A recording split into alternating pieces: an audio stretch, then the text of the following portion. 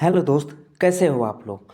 और आज मैं आपसे फिर से एक नए स्टॉक के रूल के बारे में बात करने वाला हूँ। सारे यूट्यूब पे आप देखोगे ना, तो सारे यही बोलेंगे कि लॉन्ग टर्म में पैसा लगाओ तो पैसे बनेंगे और ज़्यादा प्रॉफिट होगा, बहुत पैसे बनेंगे।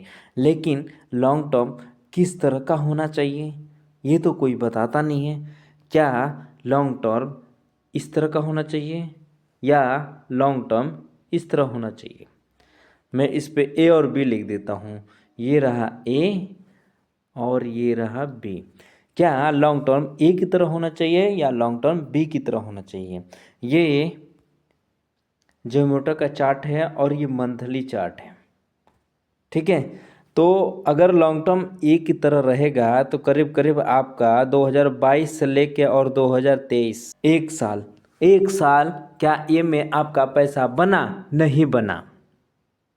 और वहीं बी की बात किया जाए, अगर इस तरह के ट्रेंड में अगर आप हो बी वाले ट्रेंड में तो आपका पैसा बना, तो आपका जवाब होगा हाँ बना।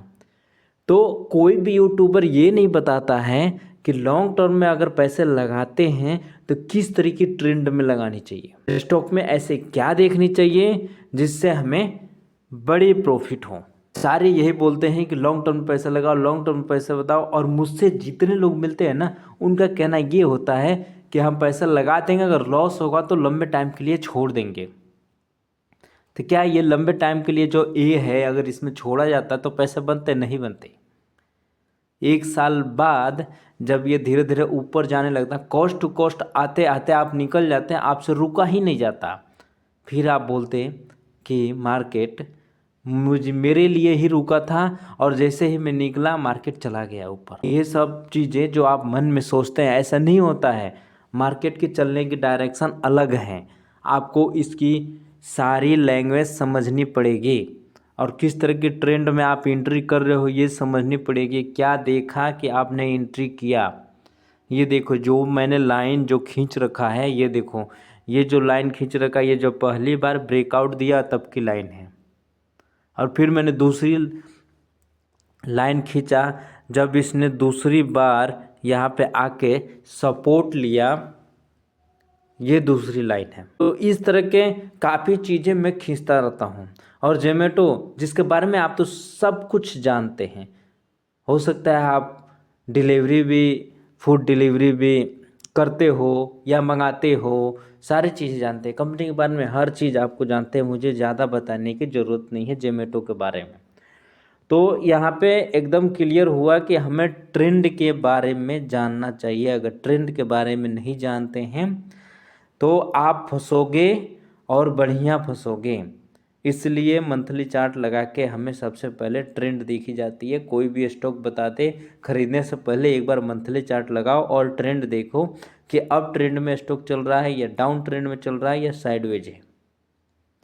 अगर मैं अप ट्रेंड की बात करूं तो प्राइस ऊपर जाता हुआ दिखेगा, डाउन ट्रेंड की बात करूं तो प्राइस नीचे जाता हुआ दिखेगा, और साइडवेज की बात करूं तो प्राइस कहीं नहीं जाएगा, जैसे इस बीच में है यहाँ पे रुका रहेगा। ये हो गया साइडवेज। मंथली चार्ट का उपयोग दो कारण चीज़ देखने के लिए किया जाता है। पहला कि ट्रेंड, किसी भी स्टॉक का ट्रेंड की पहचान करने के लिए मंथली चार्ट का उपयोग किया जाता है। और दूसरा सपोर्ट और रेजिस्टेंस की लाइन मार्क करने के लिए भी मंथली चार्ट का उपयोग किया जाता है।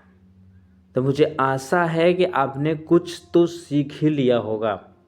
कोई भी नया स्टॉक आपको बताता है तो आप ज़रूर उसमें मंथली चार्ट लगा के एक बार देख लेना।